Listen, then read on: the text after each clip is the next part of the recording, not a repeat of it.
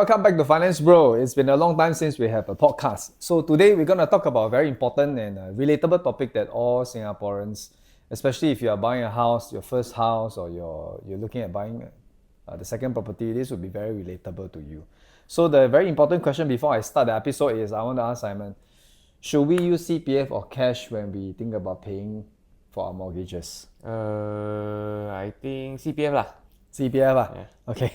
So I think the important thing today is that some people say, you should never touch your CPF lah, because you wouldn't have to answer to the accrued interest rate. And some people say, might as well use the CPF so you pay lesser cash lah. Yeah. Right? Then you got a bit more cash flow on hand on a month-to-month basis. So today we're gonna unpack the truth behind this whole entire thing about CPF payment for a mortgage, the accrued interest, and why people get shocked when they sell their house. So this episode is really specifically for Singaporeans in their 30s and 40s who are going to buy their first or second property. Yeah.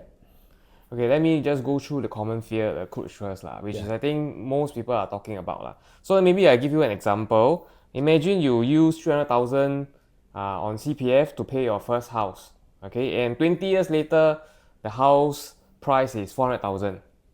Actually, that's a very good deal, right? I mean, you still earn 100,000 over 20 years. But that's the problem, okay? Accrued interest now says that, okay, CPF, when you sell the house 400,000 away, your accrued interest from CPF is actually 420,000. So you use 300,000 back then, 20 years ago, okay? 20 years later, by right, if you put this 300,000 inside your CPF, it has grown about 420,000. So this comes a problem. When you sell the house for 300,000, and then you buy the house for 300,000, you sell it for 400,000. Now CPF is asking you to pay back 420,000. So in a way, you still have to find a 20,000 somewhere to pay back to your CPF. So that's the fear that people are seeing lah. So people think that, how come CPF is taking my profit? Somehow taking more than my profit. Yeah. But actually the money is not lost. It just goes back to your CPF. Yeah. So I think to understand this misunderstanding a bit better, right, is that when you sell a house, most people are expecting them to earn some cash because of the sales proceed. That's right. But little did they know that the accrued interest for, if you use a lot more CPF from the start and ongoingly with your repayments, and if you stretch for a really long time, then the accrued interest can really roll out a very big amount.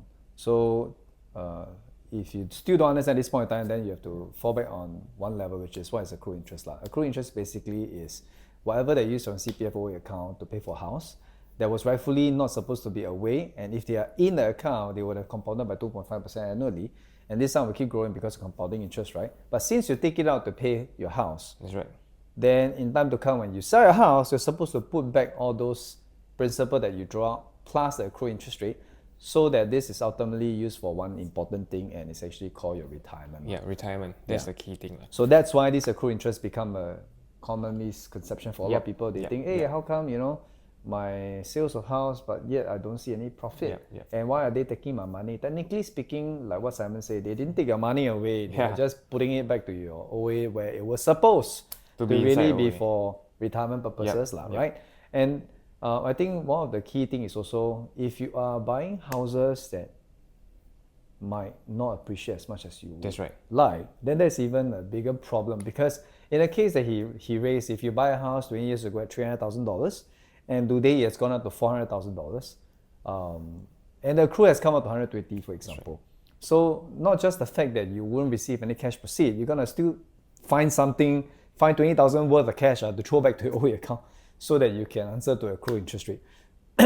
Of course, thereafter you can still use the money inside to buy the next house if you have to, right? That's right. But the real problem, or the bigger problem for some people, is that imagine yourself buying $300,000 now.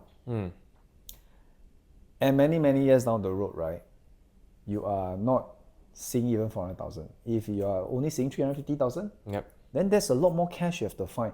And the bigger problem is not so much about, am I profiting? It's about, where am I going to find this lump sum cash? Because a lot of Singaporeans is what? Asset rich and cash poor, you see. So selling a house immediately become a nightmare. You thought you can upgrade, take some money, still throw for renovation. Now you got no money for renovation. You still have to find money to go and put it back to your CPF OA account. So that's the biggest problem, misconception, which is CPF is taking our money away, okay, but actually it's not. Okay, secondly is the cash illusion. You thought that maybe I sell this house, I can get back a bit more cash. When I upgrade, I can use this cash, for the deposit or renovation and so on and so forth. So I think this is not really CPF is not really taking our money away. Okay, it's just how it works. It's planned for retirement. Yeah. So now maybe we can present the other side. Okay, why some people use cash instead? Okay, so there are some financially savvy people say that okay, I'll just pay all the mortgages using cash then. Okay, the reason number one that they are using that is because they want to build up their retirement base. Okay, so if you don't know, by now you should know that CPF OA account gives us a very guaranteed base of 2.5% interest rate. Okay, so if you don't touch the money inside, it will just compound at 2.5% year on year, year on year on year. So that builds a very safe base and guaranteed kind of retirement income for you. Yeah. So people don't touch the CPF because number one, they want to build their retirement base. Okay, secondly, why they use cash is because they want to keep all the money liquid. Okay, which means, like example, just now we had 300,000 house, 20 years later, you sell it for 400,000. All the profits you get is based on cash. You don't need to pay back accrued interest, everything is in cash. You want to use that money, and then you pay for the next house, it's fine. Nobody will touch it or talk about it anymore. So liquidity when selling is a reason number two. Okay, and thirdly, okay, is that some people just don't know how to use their cash for. Like for example, they can use for investment, but they are not really investment savvy. They are very Risk adverse, for example, yeah. So they just want to keep it inside the house. At least it grows a certain interest. At least it's kept to inflation. Maybe they don't want to lose the money. They don't want to invest. Maybe they can only go for fixed D, and fixed D rates are not very good, so they just put it in the house. So mainly there are three reasons why people use cash. Build retirement base, which is a very guaranteed base. Okay, liquidity when selling. If they sell a house, they get everything liquid. They can use the cash for another house. Okay, and thirdly is that they don't know, they are risk adverse. They don't really want to spend the money anywhere or invest anywhere. They just want to put it in the house. At least that amount of money saved in the house, it's pegged to inflation. So what's the more realistic situation is that most likely if you are younger and this is your first property, you probably will use your OA funds to down pay at the very least. Then what about the cash part we're talking about, right? The cash part we're talking about is really on the repayment. On an ongoing basis, every month you're paying your repayments, right? You could either choose entirely CPF OA account if you have sufficient funds, or you can also use cash in this case that we're talking about, or it can be a mix of both. So the example we're talking about is that you might use your OA account to down pay from the start, and then every month, you use your cash to repay. Yes, the initial down payment will still have accrued interest. But because it is only the first down payment and depends on the requirement, right? Today's rate is 25%. So if you put 25%, it's still a much smaller sum as opposed to the full 100% eventually when you use your CPF OA. Or another approach can be that you use your CPF solely just for paying house, for your mortgage. And then the rest of your cash you have, maybe the surplus you have, every month, set it aside for investments, regular investment, what we are saying. Okay, dollar cost averaging into the market. Don't really care about the noises happening around the world. As long as your investment can give you more than 2.5% interest, I think that's good enough. So I give you just some numbers that you can see. Okay, so you take, let's say for example, if your house mortgage is $1,300, you set it aside as $1,300 cash for investment and just grow it at 6%. I think some of the funds in the market right now can perform at 6% over 20 years. Okay, not 1-2 years, 2 years I think it's impossible, right? So over 20 years, I think that's prudent, 6%. Your $1,300 a month can grow until about $700,000. Yeah, so mathematically, this will be a better way to have retirement income as well, to have liquidity in the future, and you use your CPF OA to pay for the house, and you get your money to grow even faster than your CPF account. Yeah, so now we have both strategy. Like the first one, what Jimmy says, you pay down deposit, down payment 25% using your CPF OA. Okay, and then the rest of your money mortgage you use cash.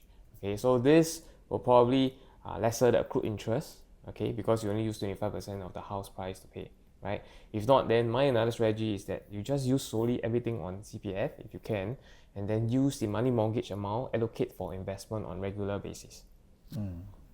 Yep. So let's wrap up. Let's wrap up this this podcast that we have.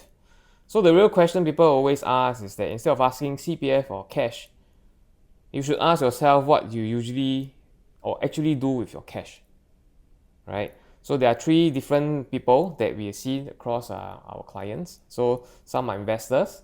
So they are investors. They use cash. They use CPF and they invest their cash. Okay, so that's investor. So people who are very conservative, they use cash. They build up their CPF retirement because they find that that's the safer kind of safety net. Yeah. And then and third one, which is the spender. So they use CPF. They free up their cash. And what they're gonna do with their cash is that they spend it away. Yeah. So in our opinion, the worst one is the third one. So I hope that you guys don't belong to the third one. Yeah. Yeah. So some closing thoughts that we have. Maybe Jimmy can share your closing thoughts. Yeah. So originally, I think CPF was meant for retirement. That a lot of Singaporeans tend to forget about this lah. They just treat it that I can use this to pay for my house. But essentially, it was not really only meant for house. Mainly, it was for retirement sake. Yeah. And the property was actually designed to give you stability. Though today pricing for houses can be very different. Yeah, we don't know how the future will unfold, especially on things like HDB resale market and the private houses. Yeah, but saying that, I think it's important to also understand why one should pay cash and the other person should pay CPF. There's no right model because it all depends on your financial situation. And one of the key things for us to understand whether you should use what method depends ultimately on things like your retirement goal. Right. If there's a gap to fulfill, would it be sensible for us to make sure that you have a bit more funds in your CPF OA so that you can hit the retirement sum, the full retirement sum? That is obviously one of the main key consideration. Because if you don't know how much your baseline retirement that's going to come from CPF Life, it's going to be, then how else will you know what's your gap to come, right? So the very first thing is to really make sure that we estimate what is your full retirement sum by the time when you turn 55. Because everybody's retirement sum is different at your, based on different age group of people. If you are 20 today versus I am 40 today, my retirement sum is 55 and yours will be very different because of inflation, right? So retirement sum is also inflated to adjust based on Singapore inflation rate. Right now it's at 3.5%. We don't know how long this 3.5 will last. If they're gonna tweak up, down, or maintain. But if you baseline 3.5%, your number will be different from mine. And I think it's important for us to know that number, like we say. Once we get an idea of, okay, if you use your CPF solely, for example, solely to pay for your mortgage, and it's not going to affect your full retirement sum, then that's one checkbox, right? But of course, the other checkbox is also to make sure that whether we know, right, by doing this, not just whether you hit a CPF Life, but also would it incur too much accrued interest for you later? Because if you ever sell a house, the accrued interest is still something you need to worry for, right? Yeah. So therefore, then the other parts of the equation would be, what will you be doing with your cash, right? Are you investing your cash? Because if you are, even if my house in time to come does not sell at the expected amount, that can give me cash proceed. But my own cash, I've been realistically investing and religiously for the last 20, 30 years, for example. Then all this investment income can eventually, quite easily cover some of this accrued interest for you to put it back. Yeah, so that's the other perspective. Yeah, so I think what is important to summarize, right, is that we have to understand how all these things interact with one another. Not just simply looking at, should I use cash or CPF? Should I have a bit more cash flow on the monthly? It's not just that, it's more in-depth, such as your CPF Life matters, your full retirement sum, and also the accrued interest in time to come. Yeah, and so if you find this episode helpful, we would like you to share with your friends, especially those who are buying houses, upgrading their properties, for example. And the pro tip that we're going to obviously give you is this. You want to make sure that there's a CPF housing triangle, we call it the CPF housing triangle, where liquidity is one of the key considerations, retirement is another one, and the last one is growth. So you can only optimize two of them. But that's powerful enough already. Yeah. But it all boils down to at least to you knowing what are your CPF numbers, are you going to hit it? Do you What's have your enough retirement liquidity? goal What's your as well? retirement goal? So a lot of these things actually, it's not just about, like I say, CPF Yeah, cash yeah, out. yeah, You have to yeah. sit down with someone like us, really work through all these numbers and understand your needs better before we tell you, okay, this would be a better strategy for yourself. Yep. Yeah. So everyone has different strategy. Everyone has different, risk profile. Everyone do things differently as well. Yeah. So anyway, we just end this episode of podcast, and we do thank all the feedbacks that you guys have. This will be one of the podcasts that we'll be recording. If you have any interesting ideas or things to discuss, please let us know so they can do some research and also talk to you guys again. Yep. So with that, we're signing off. Thank you so much. Bye bye.